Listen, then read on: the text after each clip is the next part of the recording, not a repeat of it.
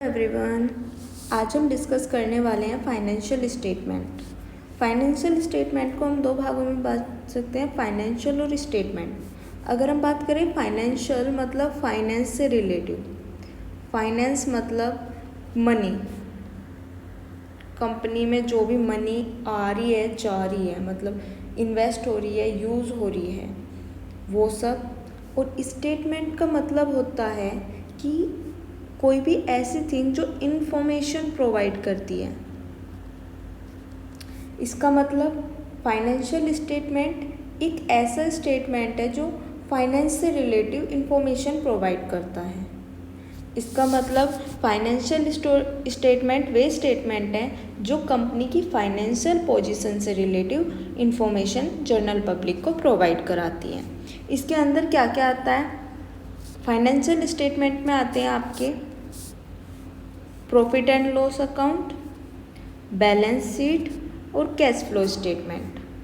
जो आपका profit and loss account है वो शेड्यूल 3 कंपनी एक्ट के शेड्यूल 3 के अकॉर्डिंग बनता है इसका फॉर्मेट, और बैलेंस शीट का भी, इन दोनों का शेड्यूल 3 के अकॉर्डिंग बनता है। वहीं अगर हम बात करेंगे कैश फ्लो स्टेटमेंट, तो इसका फॉर्मेट बनता है अकाउंटिंग स्टैंडर्ड 3 के अकॉर्डिंग। तो जो हम फॉलो करते हैं schedule 3 profit and loss account बनाने के लिए और बैलेंस शीट बनाने के लिए, जो कंपनीज एक्ट 2013 में दिया गया है। और जो अकाउंटिंग स्टैंडर्ड 3 है वो यूज़ करते हैं हम कैश फ्लो स्टेटमेंट में। और जो कंपनी है ना, कंपनीज एक्ट, उसके सेक्शन 133 में ये प्रोवाइड किया गया है, मतलब अकाउंटिंग स्टैंडर्ड के अकॉर्डिंग जो कैश फ्लो का स्टेटमेंट है वहाँ पे भी बताया गया है। ओके, तो ये हमने इनकी इन्फॉर्मेशन ले ली। हमारा जो बेस है क्या है, फाइनेंशियल स्टेटमेंट होती क्या है। तो जब भी कोई पूछे आपसे फाइनेंशियल स्टेटमेंट होती क्या है, तो एक इन्फॉर्मेशन प्रोवाइड करने वाली स्टेटमेंट होती है जो कि फाइनेंस से रिलेटिव, कंपनी में क्या फाइनेंशियल एक्टिविटीज़ हो रही हैं उनसे रिलेटिव इन्फॉर्मेशन प्रोवाइड करने के लिए, या फाइनेंशियल एक्टिविटी की इन्फॉर्मेशन कम्युनिकेट करने के लिए जनरल पब्लिक को फाइनेंशियल स्टेटमेंट यूज़ की जाती है। इसके अंदर 3 कंपोनेंट आते हैं, profit and loss, balance sheet और कैश फ्लो। देख लें इनका फॉर्मेट जो बनेगा वो किस किस उसके अकॉर्डिंग बनेगा, शेड्यूल 3 के अकॉर्डिंग प्रॉफिट एंड लॉस और बैलेंस शीट, और अकाउंटिंग स्टैंडर्ड 3 के according cash flow statement. Okay, तो देखो ये वही मैंने आपको अभी बताया है, लेकिन हम पढ़ लेते हैं फिर भी। फाइनेंशियल स्टेटमेंट क्या होता है ये बताया गया है। Are basic and formal annual report. Annual report है मतलब साल में एक बार बनेगी। Which the corporate management communicate financial information, जो मैंने बताया है, जो आपका फाइनेंशियल इंफॉर्मेशन है उसे कम्युनिकेट करता है management by financial statement. Okay, to its owner, owner मतलब उसके share holders, and various other external parties which include investor, tax authorities, हाँ उन्हें भी वही चाहिए, कंपनी की क्या इनकम है क्या लॉस है ये सब चीज़ देखती है, गवर्नमेंट, एम्प्लॉयज़ कंपनी के, etc. These refer to balance sheet, position statement. Balance sheet position statement को दिखाती है, बिकॉज इसमें क्या होता है एसेट्स और लाइबिलिटी दिखाई जाती हैं कि कंपनी की कितने कंपनी को देने हैं और कंपनी के पास कितना है, as at the end of accounting period, end में ही बनती है। Statement of profit and loss, जो statement of profit and loss होता है इसे हम इनकम अकाउंट भी बोलते हैं, क्योंकि यहाँ से पता चलता है कंपनी को इनकम कितनी हो रही है, of the company. And cash flow statement, यहाँ पे कैश का फ्लो देखा जाता है, सिर्फ कैश का कि कैश कितना है, ना कि कितना आ रहा है कितना जा रहा है, क्योंकि हम क्रेडिट सेल भी करते हैं तो यहाँ पे वो नहीं ली जाती। ओके, तो ये 3 स्टेटमेंट आ गए आपके, आपका बैलेंस शीट, आपका प्रॉफिट एंड लॉस और कैश फ्लो स्टेटमेंट, ये आपके फाइनेंशियल स्टेटमेंट के अंदर आते हैं। अब हम प्रॉफिट एंड लॉस का स्टेटमेंट देखेंगे। आज की वीडियो में हम प्रॉफिट एंड लॉस का फुल फॉर्मेट देखेंगे, उसका एक प्रैक्टिकल क्वेश्चन करेंगे। नेक्स्ट वीडियो में हम बैलेंस शीट और फिर कैश फ्लो स्टेटमेंट। तो देखो प्रॉफिट एंड लॉस का फॉर्मेट, फर्स्ट क्या करेंगे, देखो ना, पहले प्रॉफिट एंड लॉस का फॉर्मेट देखने से पहले देख तो लो प्रॉफिट क्या होता है। तो प्रॉफिट क्या होता है, अगर हम सिंपल वर्ड में बात करें, हमें प्रॉफिट कब होगा, जब हमारी इनकम जो होगी हमारे एक्सपेंसेस से ज़्यादा होगी। तो जब हम अपनी इनकम में से एक्सपेंसेस माइनस कर देंगे, मतलब हमें इनकम इतने की है और हमने खर्च इतने किए हैं, माना 20,000 की इनकम थी, खर्चे हो गए हमारे 10,000 के, तो हमारा प्रॉफिट कितने का हुआ, 10,000 का, निकाल लिया, सिंपल। अब बिजनेस में, कंपनी में जो भी इनकम होगी वो कंप्यूट करेंगे और फिर उसमें से जो कंपनी में खर्चे हुए उन्हें माइनस कर देंगे, तो हमारी क्या निकल जाएगा, प्रॉफिट। यहाँ पे भी वही हुआ है, बस कंप्यूट करना पड़ेगा आपको इनकम, क्योंकि एक सोर्स से नहीं होती, कंपनी में अदर सोर्स से होती है। तो सबसे पहले बात करें तो सबसे पहले लेंगे revenue from operation. Revenue from operation में क्या आता है, देखो नीचे आपके रिवेन्यू फ्रॉम ऑपरेशन में इंक्लूड होते हैं, ये देखो रिवेन्यू फ्रॉम ऑपरेशन, इसमें इंक्लूड है सेल्स ऑफ प्रोडक्ट। ऑपरेशन से रिवेन्यू मिल रहा है, मतलब ऑपरेशन से इनकम हो रही है जो कंपनी का स्पेसिफाई है। अगर कंपनी का प्रोडक्ट का सेल करने का, किसी प्रोडक्ट को सेल करने का बिजनेस है, तो उस प्रोडक्ट को सेल करने से कितनी इनकम हो रही है, मतलब सेल्स कितनी हो रही है प्रोडक्ट की, वो प्रोडक्ट की इनकम। अगर सर्विस प्रोवाइड करने का बिजनेस है तो सेल्स ऑफ सर्विस और अदर ऑपरेटिंग रेवेन्यू, मतलब इससे अलग कोई भी, मतलब जो स्पेसिफाई है ना कि बिजनेस इसलिए किया जा रहा है और उस काम से, जिस काम के लिए बिजनेस किया जा रहा है, उससे जो इनकम हो रही है वो बिजनेस की क्या कहलाती है, ऑपरेटिंग इनकम। सेकंड आता है आपका, येलो कलर लेते हैं, सेकंड है आपका अदर इनकम। अदर इनकम के अंदर क्या आएगा, जो आपकी इनडायरेक्ट इनकम होगी, जैसे कि अभी देखते हैं अदर इनकम में आता है आपका, आप कंपनी की कोई लैंड है, कंपनी ने उसमें से जितना पोर्शन यूज़ करी है, ठीक है, जो पोर्शन यूज़ नहीं हो रहा अभी कंपनी में, वो उसने रेंट पे दे दिया, तो वो रेंट आएगा वो भी। या फिर कोई कंपनी ने कहीं पे इन्वेस्ट कर रखा है, वहाँ से इंटरेस्ट मिल रहा है, किसी को लोन दे रखा है, तो यहाँ पे इंटरेस्ट इनकम आएगी, interest income case of company other than financial company, मतलब फाइनेंस कंपनी, इन्होंने कहा अदर देन फाइनेंस कंपनी, मतलब बैंक्स। भाई बैंक्स का तो काम ही होता है लोन देना, तो वो तो उनकी ऑपरेटिंग इनकम होगी, ना कि अदर इनकम। तो बैंक्स को छोड़ के जो कंपनी होगी, उनकी इंटरेस्ट से जो इनकम होगी वो उनकी अदर इनकम में आएगी। कंपनी को कोई डिविडेंड मिला, उसकी इनकम। नेट गेन या लॉस ऑफ इन्वेस्टमेंट, इन किसी अदर चीज़ में इन्वेस्टमेंट करने से कोई गेन हुई तो वो। और other non operating income, net of expenses directly attribute to such income, मतलब क्या है, इनसे अलग भी कोई जो स्पेसिफाई बिजनेस एक्टिविटी से नहीं हो रही है, अलग किसी एक्टिविटी से इनकम हो रही है, वो अदर इनकम में आ जानी है। ओके, इन दोनों को सम अप कर लेंगे, रिवेन्यू फ्रॉम ऑपरेशन और अदर इनकम, तो आ जाएगा टोटल रिवेन्यू। यहाँ पे हमारा आ जाएगा टोटल रिवेन्यू। देन रिवेन्यू आ गया, हमारी टोटल इनकम हो गई। अब हम इसमें से एक्सपेंसेस लेस करेंगे। अब आपके एक्सपेंसेस क्या क्या होते हैं, फर्स्ट है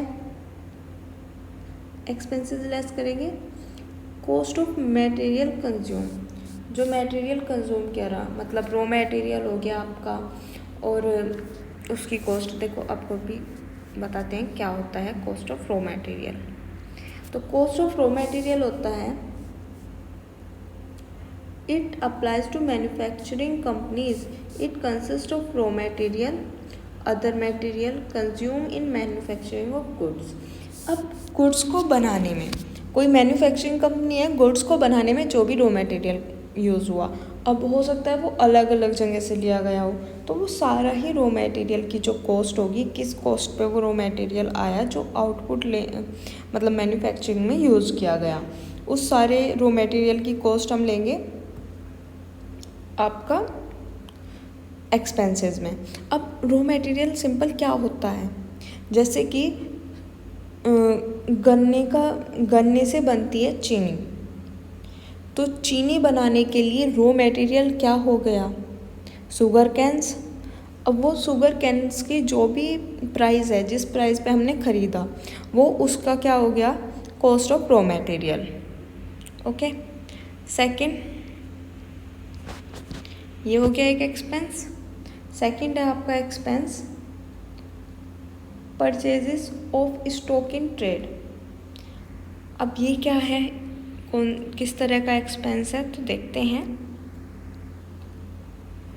जो ट्रेडिंग के पर्पज़ से परचेज़ की जाती है, मतलब हमें उस परचेज़ को उसका कुछ यूज़ नहीं करना, हमें उसकी ट्रेडिंग करनी है, तो उस परचेज़ को कहते हैं हम purchase of stock in trade. मतलब ट्रेडिंग के लिए हमने ये परचेज़ की है, तो वो भी यहाँ पे एक्सपेंसेस में ली जाती है। फिर है change in inventories of finish goods, मतलब फिनिश गुड्स की इन्वेंट्री में जो चेंज होगा, इट मीन्स देखते हैं, अभी बताते हैं आपको। जो आपका ओपनिंग स्टॉक और क्लोजिंग स्टॉक होता है ना, उनके बीच का जो डिफरेंस होगा, difference between opening inventory of finish goods और work in progress, stock in trade, work in progress, finish goods और स्टॉक इन ट्रेड, इनकी जो ओपनिंग इन्वेंट्री होगी और इनकी क्लोजिंग इन्वेंट्री होगी, उनके बीच के डिफरेंस को हम बोलेंगे change in inventories. Okay,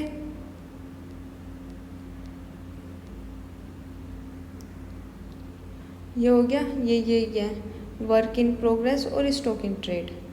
then आपका आता है एम्प्लॉय बेनिफिट एक्सपेंसेस। अब इसमें क्या क्या आता है, तो एम्प्लॉय को जो जो बेनिफिट देती है कंपनी, देखो यहाँ पे expense incurred on employees toward salary, wages, leave, encashment, staff welfare etc। मतलब जो भी एक्सपेंसेस इनकर होते हैं ना, सैलरी पे करने में, वेजेस में और स्टाफ की वेलफेयर बढ़ाने में, वो सब यहाँ पे इंक्लूड किए जाते हैं। एम्प्लॉय बेनिफिट एक्सपेंसेस में भी future categories into direct and indirect expenses, मतलब वो हो सकता है डायरेक्ट हो या इनडायरेक्टली हो एम्प्लॉय को बेनिफिट, पर वो उसके बेनिफिट में आएंगे अगर उससे प्रॉफिट एम्प्लॉय को हो रहा है। फिर आपका आता है फाइनेंस कॉस्ट। अभी एक्सपेंसेस ही चल रहे हैं, फाइनेंस कॉस्ट। अब फाइनेंस के लिए जो भी कॉस्ट लगती है, जो भी एक्सपेंसेस लगते हैं, क्या मतलब है, देखो, it is the expenses toward interest charges during the year on borrowings, मतलब बोरोइंग के ईयर में जो भी इंटरेस्ट चार्ज किया जाएगा कंपनी से, कंपनी ने फंड की ज़रूरत थी कंपनी को पैसों की, उसने लोन ले लिया, अब उस लोन पे उसे जो इंटरेस्ट पे करना पड़ रहा है, मतलब डिबेंचर, या तो उसने डिबेंचर इशू करके लोन ले लिया या कोई और एसेट गिरवी रख के बैंक से लोन ले लिया, तो वहाँ पे इंटरेस्ट जो पे करना पड़ेगा, वो इंटरेस्ट आएगा आपका फाइनेंस एक्सपेंसेस में। अब इन्होंने कुछ और भी बताया, only the interest cost is to be show under this है, मतलब जो इंटरेस्ट से होगी। देखो, फाइनेंस तो कंपनी किसी भी तरह से करा सकती है, इक्विटी को इशू करके, प्रेफरेंस को इशू करके, डिवेंचर को इशू करके और लोन लेकर, लेकिन यहाँ पे सिर्फ इंटरेस्ट कॉस्ट ही दिखाई जाएगी। मतलब प्रेफरेंस और इक्विटी पे जो भी पे करेगी कंपनी वो यहाँ पे नहीं दिखाई जाएगी। डिबेंचर पे इंटरेस्ट पे होता है, लोन पे इंटरेस्ट पे होता है, तो सिर्फ यहाँ पे वो शो होगा। Other financial expenses such as bank charges are show under other expenses। हाँ, जो बैंक चार्जेस हैं मतलब क्या, इंटरेस्ट से अलग बैंक के और भी चार्जेस होते हैं, तो वो भी अदर इनकम में शो होंगे। यहाँ पे सिर्फ इंटरेस्ट शो होगा। और प्रेफरेंस और डिविडेंड भी यहाँ कभी जो डिविडेंड पे करेंगे प्रेफरेंस का और इक्विटी का वो भी यहाँ पे शो नहीं होने का। ओके, देन आता है आपका अगला एक्सपेंस होता है डेप्रिसिएशन का और अमोर्टाइजेशन एक्सपेंसेस। अब ये डेप्रिसिएशन का जो आपके डेप्रिसिएशन और अमोर्टाइजेशन एक्सपेंसेस होते हैं वो क्या होते हैं अभी देखते हैं। देखो, depreciation is diminution in the value of fix assets. Fix assets होंगे तो डेप्रिसिएशन का यूज़ करेंगे। और amortization is return of the amount related to intangible assets. दोनों रिटर्न ऑफ ही करते हैं वैल्यू को। अगर फिक्स एसेट्स हैं तो डेप्रिसिएशन लगेगा और अगर इंटेंजिबल एसेट्स हैं तो अमोर्टाइजेशन लगेगा। और उसके बाद आपके अदर एक्सपेंसेस आते हैं, पहले इन्हें देख लेते हैं। तो अदर एक्सपेंसेस में आपका क्या आता है, other expenses which is do not fall in above category show under the expenses. Other expenses में भी categorize into direct expenses, indirect expenses और नॉन ऑपरेटिंग एक्सपेंसेस। तो डायरेक्टली कर रहा है कोई पर्सन कुछ एक्सपेंस अपने बिजनेस एक्टिविटी से रिलेटिव, लेकिन वो ऊपर की कैटेगरी में नहीं शो किए गए, तो वो आ जाने हैं आपके इनडायरेक्ट एक्सपेंसेस और आपके नॉन ऑपरेटिंग एक्सपेंसेस भी, मतलब जो डायरेक्टली बिजनेस एक्टिविटी से रिलेटेड नहीं है लेकिन कंपनी में वो एक्सपेंस हुए हैं, तो वो यहाँ पे आ जाएंगे। ओके, तो ये हमारे एक्सपेंसेस हो गए।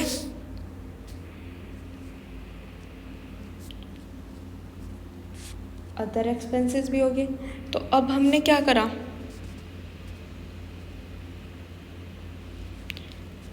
हमने करा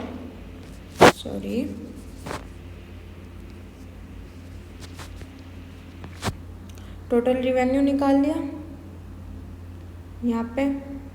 अब हम क्या करेंगे, ये जो एक्सपेंसेस हैं सारे एक्सपेंसेस को ऐड कर लेंगे, टोटल एक्सपेंसेस। तो यहाँ पे आ जाएगा आपके टोटल एक्सपेंसेस। ओके, तो थर्ड पॉइंट में हमने निकाला टोटल रिवेन्यू और फोर्थ पॉइंट में total expenses.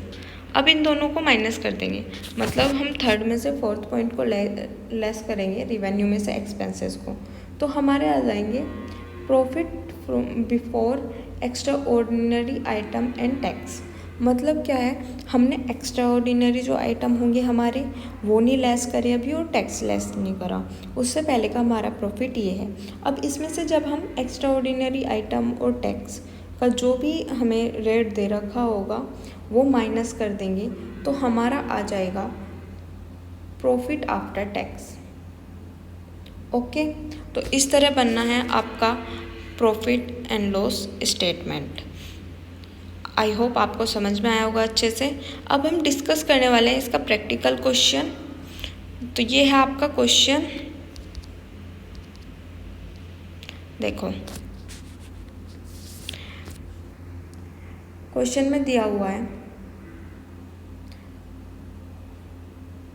Profit before tax compute करना है और शेड्यूल थर्ड के अकॉर्डिंग। ओके, तो यहाँ पे आपको अमाउंट्स दी हुई है। फर्स्ट अपना फॉर्मेट बनाएंगे, जैसे मैंने आपको बताया था उसी तरह फॉर्मेट बन गया, नोट नंबर और अमाउंट। देखो यहाँ पे आपको ऐसे ही दिखा रखा है, लेकिन जिस टाइम आप फॉर्मेट बनाते हो ना, तो आपको यहाँ पे एक कॉलम और बनाना पड़ता है, और ये तो होती है आपकी करंट ईयर की अमाउंट और ये होती है आपकी प्रीवियस ईयर की अमाउंट। ओके, तो ये यहाँ पे नहीं शो कर रखा मैंने, दूसरा बुक में ऐसे ही था ये। इनकम यहाँ पे हम इनकम लेंगे। पहले जो हमारी टोटल इनकम होती है हम वही लेते हैं। तो अपने क्वेश्चन में देखते हैं इनकम क्या क्या है हमें। क्वेश्चन ये रहा, देखो फर्स्ट दिया है plant and machinery not income. Second दिया है लैंड, लैंड कोई इनकम नहीं है, ये भी एक्सपेंस है। परचेज एडजस्टेड, परचेज एडजस्टेड भी ना कोई इनकम नहीं है। Closing stock not income, wages नहीं। नेट सेल, नेट सेल है आपकी 10 लाख की, ये एक इनकम है। उससे अलग आपकी सैलरी इनकम नहीं है, बैंक ओवरड्राफ्ट इनकम नहीं है, डिबेंचर इनकम नहीं है। देखो डिबेंचर का 10% इंटरेस्ट जाएगा एक्सपेंसेस में, और ये इक्विटी शेयर और इनका भी आपके प्रॉफिट एंड लॉस में कोई यूज़ नहीं है। तो हमें 10 लाख की सेल्स मिल गई हैं। दिखते हैं revenue from operation, sales 10 lakh, sales 10 lakh आ गई आपके यहाँ पे। ओके,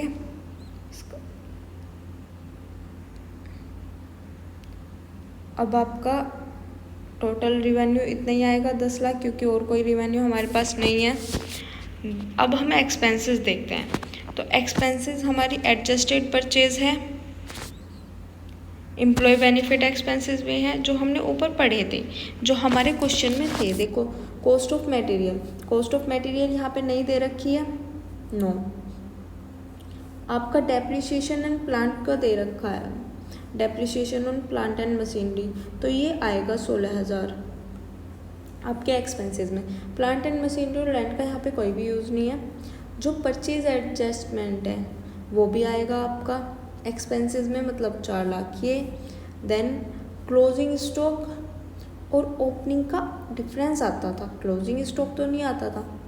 फिर वेजेस, वेजेस पे की गई हैं तो ये एक एक्सपेंस है, लेकिन ये अदर एक्सपेंस है ना, ये एम्प्लॉय बेनिफिट है, sorry.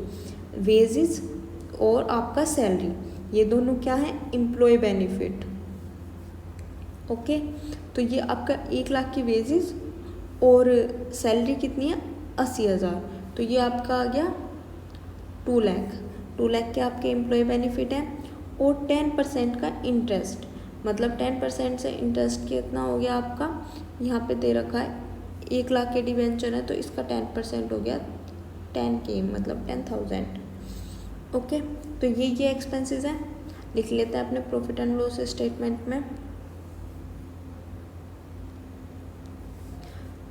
Cost of material consume, adjust purchase. Okay, जो परचेज एडजस्टमेंट होती है या कॉस्ट ऑफ मटेरियल कंज्यूम होती है, ये सेम होती है, और वो purchase of stock in trade वो अलग थी, जो मैंने इसके साथ शायद इसके साथ कंप्यूट कर ली। तो कॉस्ट ऑफ मटेरियल कंज्यूम कह लो या परचेज एडजस्टमेंट। परचेज एडजस्टमेंट मतलब जो हमने रॉ मटेरियल परचेज किया उसमें जो एडजस्टमेंट की गई वो सारी यहाँ पे कंप्यूट होके 4 लाख आ गई। फिर आपका ये छोटे वाले like cost of material purchase हो गई। फिर एम्प्लॉयमेंट बेनिफिट या एक्सपेंसेस 2 लाख के थे, हमने कंप्यूट करे। फिर फाइनेंस कॉस्ट 10% से थी डिबेंचर पे 10,000। फिर डेप्रिसिएशन या अमोर्टाइजेशन, डेप्रिसिएशन था हमारा 16,000, तो टोटल निकाला तो 6,26,000। 10 लाख की सेल है, 6,26,000 हमारे टोटल एक्सपेंसेस हैं। तो इनमें से जब रिवेन्यू में से एक्सपेंसेस लेस करते हैं तो हमारा आता है 1 में से सेकंड लेस किया तो आया 3,74,000। ओके, और ध्यान रखना जो कि हमने क्या करा था, एम्प्लॉय के बेनिफिट हमने ऐड करके तब कंप्यूट किए थे, तो यहाँ पे आपको नोट में दिखाना पड़ता है, नोट अकाउंट में नोट अकाउंट दिखाना पड़ता है, और यहाँ पे आपको दिखाना पड़ेगा आपको एम्प्लॉयमेंट बेनिफिट, उसमें वेजेस और सैलरी 2 चीज़ आपने कंप्यूट करी और ओवरऑल इतनी अमाउंट हुई, इसलिए हमने वहाँ पे 2 लाख के एम्प्लॉयमेंट बेनिफिट डाले। तो इस तरह से करने हैं आपको इसके प्रैक्टिकल क्वेश्चन। आई होप आपको ये कॉन्सेप्ट अच्छे से समझ में आ गया होगा बच्चा। अगर आपको कॉन्सेप्ट अच्छे से समझ में आया ना तो please like share and subscribe my channel. Thank you so much for